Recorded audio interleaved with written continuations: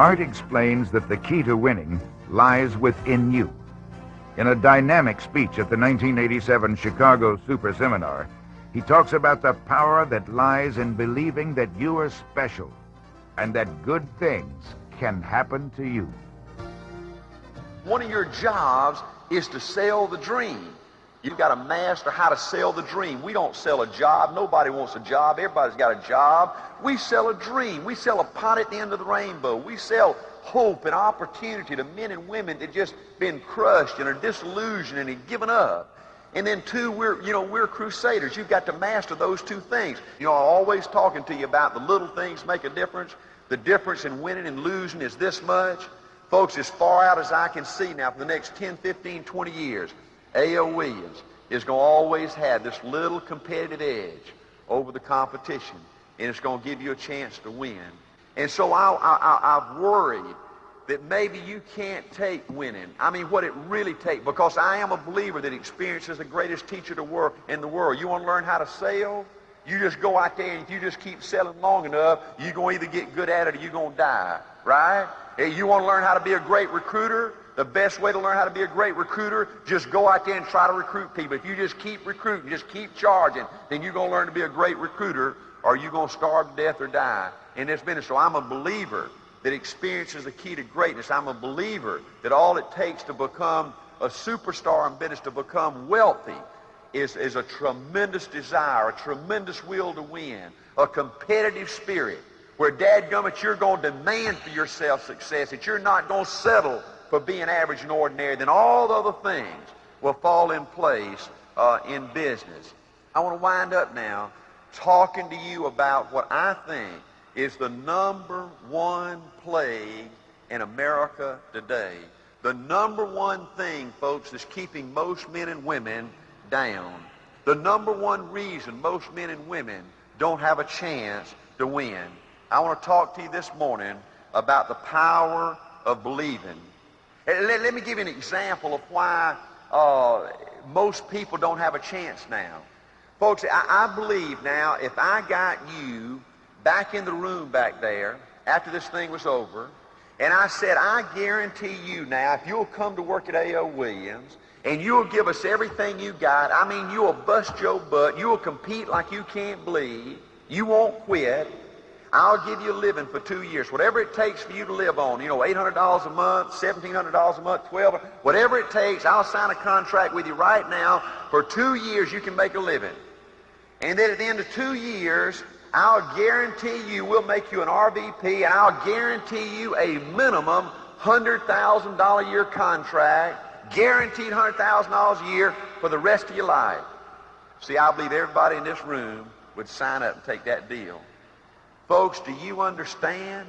The opportunity we offer is better than that. But do you understand 99.999% of the people don't believe that can happen to them? They don't believe they're smart enough to make $100,000 a year. They don't believe they're smart enough and special enough to be a real RVP, to lead a big army of people in business. See, I believe the key is you. See, products don't win for you. Systems don't win for you. IQs don't win for you. College degrees don't win for you. You win. The difference is you. And the difference in you is the power of believing you can win. The power of believing that good things can happen to you. The power of believing that you're special. Folks, I believe this with everything that's in me. I believe the biggest single obstacle to success in the United States today is not lack of education. It's not lack of background. It's not lack of money. It's lack of belief in yourself. Folks, I believe with everything that's in me, the biggest problem to winning in these United States is you not understanding human nature. See, folks, I believe it's human nature to fear. I believe it's human nature to worry. I'm a worrier. I thought because I worried every day, because I was scared every day, that something was wrong with me. That these people that drove the big cars, that lived in the big houses, that made the big money, that somehow they were different. They didn't look scared. They didn't look like they worried themselves to death. And then when I made it, and I met some of the most powerful people in the world, I found out that every human being, every piece of flesh on this planet is a worrier. They fear. The most powerful people in the world are positive for just minutes at a time, or days at a time, or hours at a time. Folks, you won't meet very many people in your lifetime as positive and powerful as Art Williams. Do you know one of my goals? Before they plant me in the ground, I would like to be positive, totally positive, for one 24-hour period just before I die. Right now, as positive and powerful as I am, I'll get excited and I'll go for an hour or two or three, and then I'll start worrying. I'll start fearing something. It's your ability to deal with that and not let it destroy you that will determine whether you're successful or not. Listen to this, folks.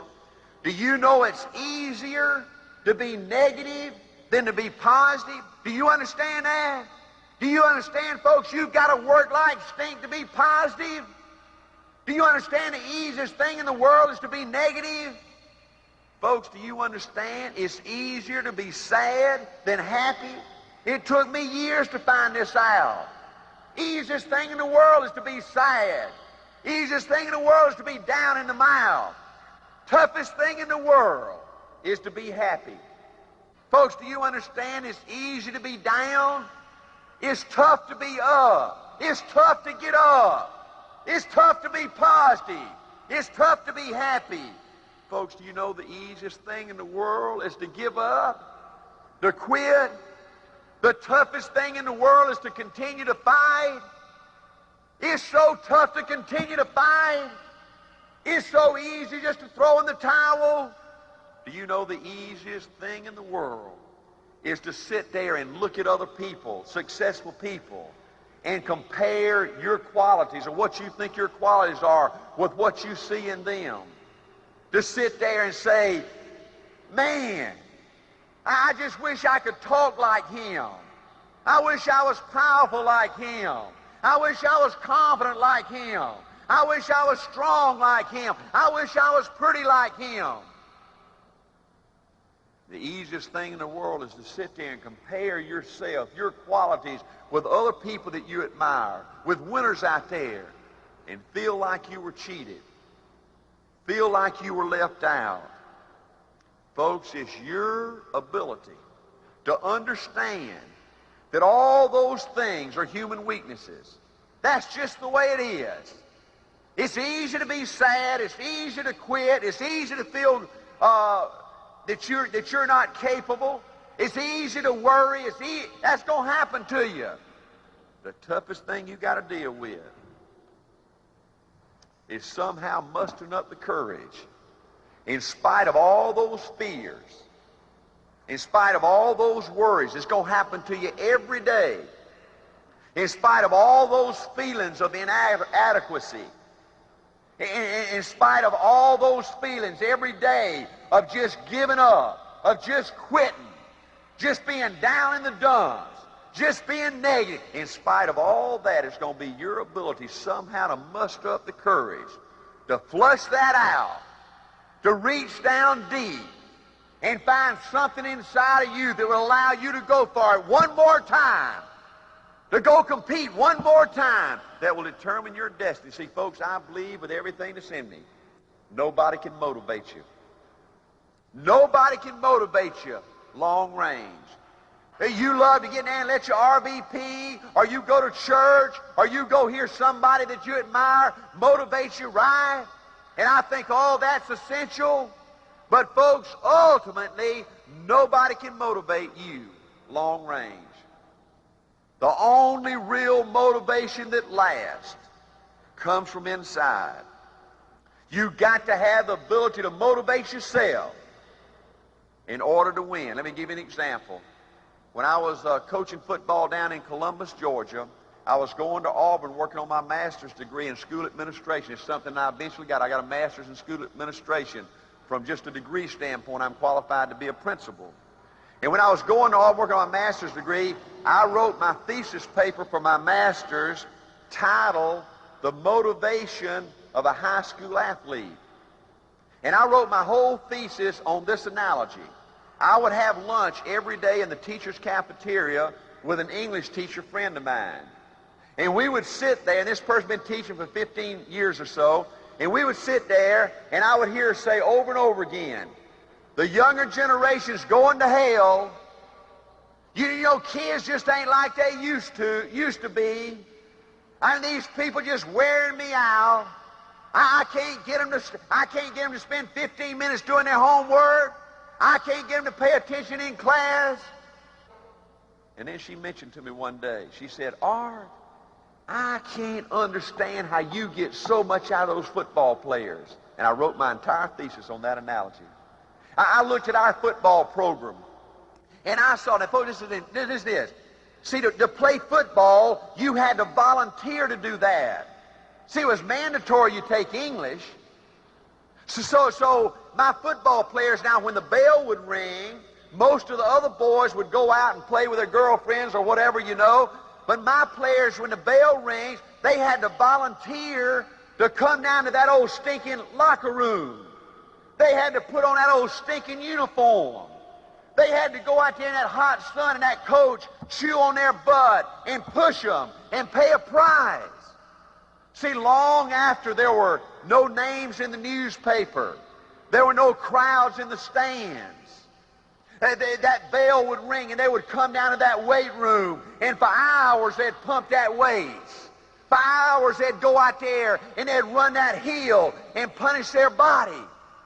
Why could a coach get a kid to make an effort like that where this English teacher couldn't get a kid to spend 15 minutes studying English? And my conclusion was that it all comes down to the leader. It all comes down to how motivated the leader is. Leadership is everything. You show me anything in America that wins, and I'll show you a motivated, excited, positive leader. And I said, you take a typical winning football coach like we had in our program. Man, he would dress out with the kids. He'd take exercise with the kids. He'd work out with the kids. Man, on Friday night when we upset the #1 team in the state, he'd jump in the shower and celebrate with the kids. When a kid scored a winning touchdown, he was hugging him and jumping up and down on the sideline with him. When we had the bitter loss, he cried with the kids. In the last paragraph, I said, you show me an English teacher that loves it like a winning football coach. Yes, maybe she's got to stand up on top of her desk and throw a book and an eraser and a piece of chalk and just let it all hang out. But all of a sudden, you'd see kids get excited about English. See, nobody can motivate you but yourself. It's got to come from within. See, folks, one of my unwritten laws about winning, see, I believe life will give you what you expect. And most men and women have been so used, so abused, so put upon, that they don't see anything but unhappiness. They don't see anything but disappointment. They don't see anything but failure. Well, I'm here in Chicago to tell you, folks, if you believe you can, you can. If you believe you're special, you're special. If you believe you will, you will. But one of the biggest problems that are facing you is that most people have developed an ability to expect the worst. See, they expect the worst. And the reason for that is they don't want to be disappointed. They say, Art, I just can't afford to be hurt again. I believed in 2 or 3 things in my lifetime. I gave it everything I had, and I got killed. Art, I ain't got no more room for another major disappointment in my life. So rather than be disappointed, they don't have any high expectations. Let me tell you what's wrong with that theory. See, if you expect to lose, you will. If you expect bad things to happen to you, that's exactly what's going to happen to you. And whether you have high expectations or not, when you lose, you're still going to be hurt. You're still going to be disappointed. You're still going to hate yourself. You're going to hate your life. You're going to hate your business. Another big problem you've got to deal with is most people in these United States have been so hurt, they've been so disillusioned, they've been so put down that they're scared to fail, so they won't even try. They won't even try. They just live their whole life in a dadgum cocoon, thinking they're protecting themselves from disappointment and heartache. See, that was my problem, folks. 10 years ago, I took a good, long, hard look at Art Williams, and I didn't like what I saw. See, folks, the toughest person that you've ever got to sell is that dude looking in the mirror. See, you can lie to everybody. You can snow everybody for a period of time. But see, the toughest person that you've got to please is that dude looking you in the mirror. See, he knows you. You can't trick him. You can't fool him. And when I looked at Art Williams 10 years ago, I didn't like Art Williams. I didn't like what he had become. And I was sad and I was sick about it. See, 10 years ago, I looked back at my life, folks, and it scared me. It shook me up. If I had my life to live over again, I'd change so many things. You know, as a youngster, I didn't care about reading and writing and arithmetic, stuff like that. All I wanted to be was a good athlete. My dad was a coach. People that meant the most to me in my young life were coaches. I worked harder than most. I loved playing more than most. But I was just a little bit better than average. You know, my sixth game of my senior year in Tifton, Georgia, I broke my arm. I'd been a starting quarterback in that town for 3 years. Football was so important in that little old town of 10,000 people. On Friday night, they'd lock up the dadgum town, and everybody'd go to the football game.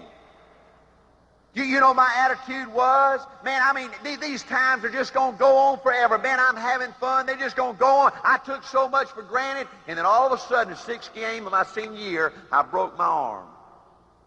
Folks, I thought they were going to lock up the stadium. I thought they'd never play another football game in Cairo, Georgia. And you know what? The next Friday night, not only did they play, but they won. And I ain't had nothing crush my ego more than that, my dadgum lie. 4 years later, I graduated from college. I got my first assistant coaching job in Thomasville, Georgia. 2 years later, I got my first head coaching job. All my adult life, as I looked at all my young life, as I looked at my adult life, all I thought I wanted to do was coach football. When I got my first head coaching job, folks, I was happy as pig in slop. There wasn't a happy human being on the face of this earth. I didn't like coaching. I love coaching. I worked harder than most coaches. I won more than most coaches. Coached for 7 years. I'd go to coaching clinic as an example. Back when I was coaching, Darrell Royal didn't invent the wishbone, but he's the guy that sort of made it famous down at the University of Texas. I went to Coach of the Year clinic, and maybe Darrell Royal would be speaking at 8 o'clock in the morning. Man, at 10 minutes to 8, I was in there in my chair. Man, I was always looking for an edge, something I can do to make me a better coach. I'd see these coaches stay out drinking or stay out late at night, and they'd waddle their butt in, you know, with about 10 minutes to go, and missed his whole presentation. Or maybe they'd waddle in at 12 o'clock. I worked harder than most coaches. I loved it more than most coaches. I won more than most coaches. But 10 years ago, I looked back at my coaching career, and I was a little sick. I said, man, if I had my life to live over again, if I could coach one more time, I'd be so much better. I'd work so much harder. I'd love it so much more. I looked back at my young life. I said, man, if I could just go back to my high school years, to my middle school years, I'd enjoy it so much more. I'd love it so much more. I'd appreciate it so much. But see, life just goes. 10 years ago, I looked back at my first 7 years in business. I went to ITT, financial services, my first 4 years. The next year, I became a vice president with Waddell & Reed, who sold term insurance and mutual funds down in in the South, in Atlanta. I went as a vice president. I spent 7 years in financial services before we founded A.L. Williams. 10 years ago, I looked at those 7 years. It was just another rerun of my life. I loved it more than most. I worked harder than most. I made a little bit more money than most. I got more promotions than most. That ain't what I wanted. I was a little sick. I didn't want to be better than most. I didn't want to be a little bit better than average and ordinary.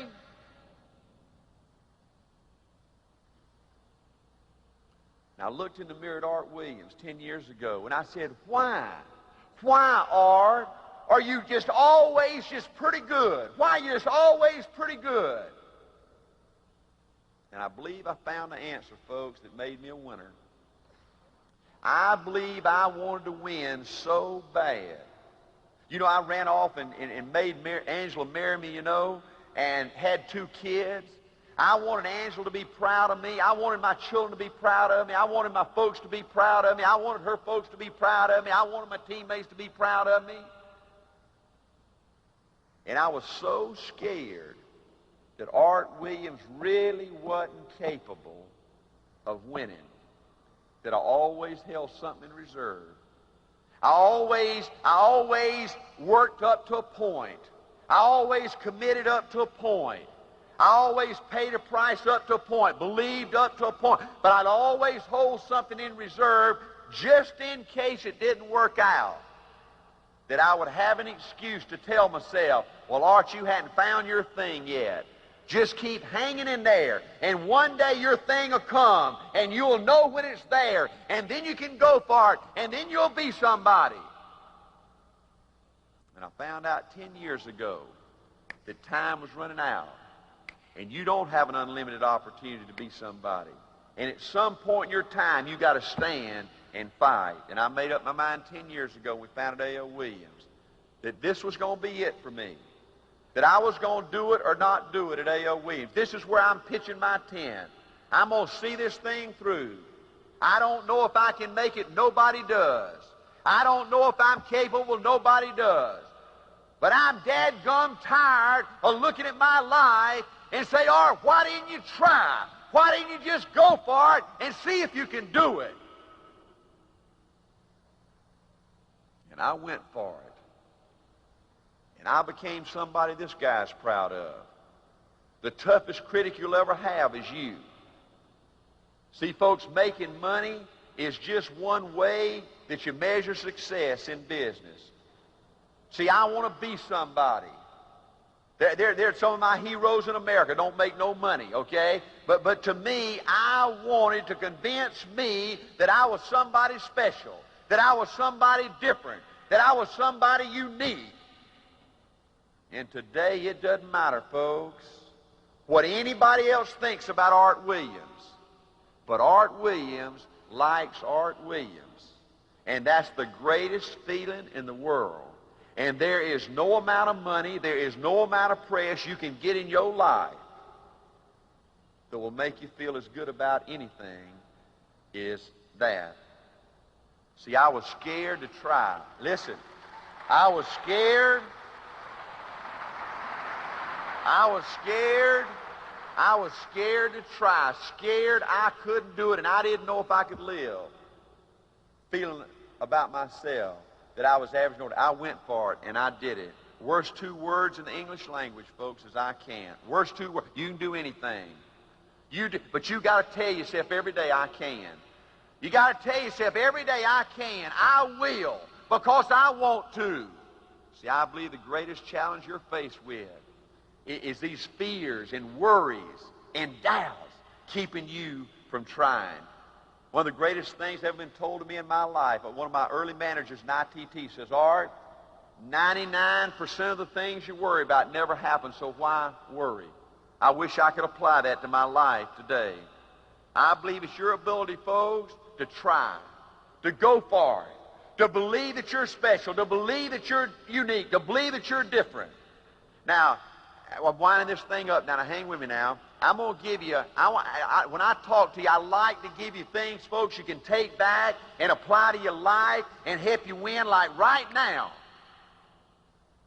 See, I believe you can change your life in 30 days. I believe that. 30 days from now, folks, if you want to bad enough, you can be a different person than you are right now today. Your whole life can look different than it does right now today.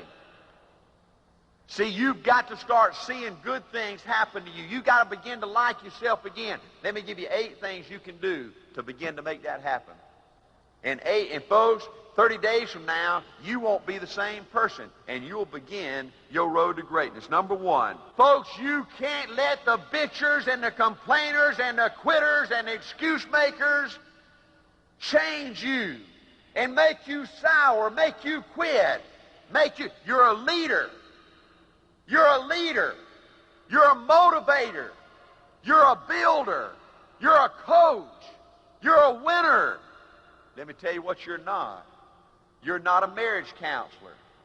See, I believe 99.9% of the people that think they got marriage problems and think they got to go to a marriage counselor, they need a marriage counselor like they need a hole in the head. So when these people come in, they will start talking to you about the marriage problem. You say, time out. I ain't no marriage counselor. I'm a leader. I'm a winner. I'm a motivator. I ain't no psychiatrist. I can't tell you the number of men and women that come sit down in my office talk to me about their mama didn't love them just right or their teacher didn't treat them just right. I don't know about all that stuff. I ain't no psychiatrist. And I'll tell you this. I'm a winner. I'm a builder. I'm a motivator. I ain't no banker. I ain't no banker. I don't loan money. I've loaned and given away more money than most of you will make in your lifetime. Do you know, folks, I have never loaned a penny to anybody that didn't need some more a few months down the road. I ain't no banker. I'll give you everything I got. I'll give you my positive attitude. I'll give you my toughness. I'll give you my best. But I ain't giving you my money. Because all that does is delays the dadgum problem. I ain't no mediator. It amazes me how people can't live with a human race. I ain't spending my life settling disputes. If you can't get along with a human race, don't let the door hit you in the butt. Hey, I ain't no babysitter. I'm a leader. I'm a winner. Folks, if you want to win, principle number 1, you got to spend time with those that want it, those that believe, those that are positive, those that want to show up and fight. Number 2, you got to learn to treat people good. I believe, folks, by learning to treat people good, you begin to like yourself. I believe that. I believe you've got to develop the ability to look for the good things in people. And that is so foreign to the way most of these universities and people teach you to treat people. In business, they teach you to operate at a distance. Don't get to know your people. That's not tough management. Bull. You got to learn to love your people, to care about your people, to get to know your people. You got to learn to treat people good, and that's got to spill over into your personal life as well as your business life. You can't wake up in the morning, beat your wife and your kids, and then go to office and be a good people person. Number 3, you can't listen to the doom and gloom crowd. Easiest thing to find in these United States today is somebody to tell you you can't do it. Somebody to tell you it won't work. Folks, I tell you, one of the saddest things I see in America today is men and women that stick their head up, trying to do something, trying to make a difference, and rather than applaud you and say hallelujah, they try to pull you back down, knock your head off, say bad things about you.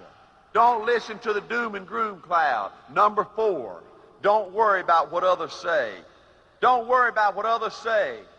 Folks, I'm telling you, even your family, even your closest friends, they talk behind your back. You know, when they're talking to you, they might say, I'm happy for you.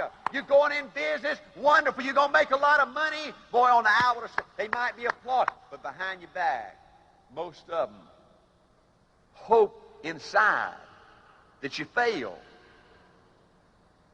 So it don't make them feel bad. See, folks, the only way for people not to talk about you is don't do nothing. The only way for people not to talk about you is to be average and ordinary like everybody else out there. Don't worry about what others say. The only person you got to prove to something to, the only person ultimately's got to feel good about you is that dude looking in the mirror, right? That's the person you got to prove something to. Number 5, don't worry about things you can't control. Let me tell you some other sayings I want on my tombstone. Like all you can do is all you can do. Let me tell you another couple of jewels I've come up with. Listen to this. This is brilliant. The sun's going to come up tomorrow, and it's going to go down tomorrow night. And it's going to come up the next day. Folks, do you know how many men and women are blowing their opportunity to be somebody because they think the world's coming to an end? They think we're going to have a nuclear war. They think AIDS is going to spread to all the good folks in this country. Right? They think everything's going to hell, right? Well, the sun's going to come up tomorrow, and it's going to go down tomorrow night. Let me tell you another jewel. Things are going to be about like they've always been. Do you understand at every stage in the history of America, everybody's seen the world exploding in the Civil War, in the First World War, the Second World War, and all the plagues, right? Things are going to be about like they've always been. There's going to be a United States here way after they plant us in the ground, right? We're here for dadgum flicker, right? This place is going to be around a long time after we're gone. Number 6, you can't worry about making mistakes. You can't worry about you're going to make mistakes. 95% of the plays you call a football game ain't going to work, right? Most things you want to work out ain't going to work out. Most people ain't going to let you come talk to them. They ain't going to buy. They ain't going to come to work. They going to quit, right? That's life. That's the way it is. You learn by screwing up. You learn by doing something. You learn by trying. Let it all hang out. Let it rip. Number 7, get your hero. You want to start feeling good about yourself? Get your hero. Coach Bryant was one of the few heroes in my life. Get somebody in this country that turns you on. Go get you a player or a coach or a minister or a politician or somebody that electrifies your butt, right? And find out something about them you like and then start applying it to your life, right? Try to be a little bit more like them. Before you know it, you start liking yourself. Number 8, always be positive. Always be positive. Always be excited. Always be positive. Always be pumped up. Even if you got to fake it. When you can't be positive and excited, go in the closet and give you a pep talk. But when you face the world, always be excited. Always charge. Don't ever retreat. Let me close with 2 thoughts. Folks, you're here on this earth for a flicker. I was in Cairo, Georgia, 2 weeks ago, my hometown. I saw some of my classmates, and it shocked me how old they looked. Hey, folks, do you know I'm 45 years old, but I don't feel one day over 16? I don't feel old. I got a picture at my home. When little Art was born, there were 5 generations in the Williams family. Folks, I used to look at my parents as ancient, old folks. I used to look at my grandparents as death warmed over. My great-grandparents, I couldn't even relate to that. Do you know today in my clan, I'm the oldest. Ain't that something? Ain't that so? See, folks, I don't believe you have just one opportunity. I don't believe that. I don't believe A.L. Williams is the only good thing happening in America. I don't believe that. But it's one of them. And is this, listen. Is this your first or is this your last opportunity? Second point. Folks, you've got to understand that your life belongs to you. You're responsible for your life. I see so many people that spend their whole life blaming other people for their misfortunes. Well, let me tell you these facts. You're responsible for the good things that happen, and you're also responsible for the bad things that happen. There's nothing that wears my butt out more than to see some football coach that gets beat, and the next day in the newspaper, he says, well, if my fullback hadn't got hurt, if the referee hadn't missed that call, bull! Excuses don't count in life. Excuses don't count in the big leagues. You're supposed to win no matter what happens to you. Bad things and good things. The only thing people remember is what's on the scoreboard. What's your scoreboard going to read when they click your light out? You going to be somebody? You going to be a winner? Time will tell.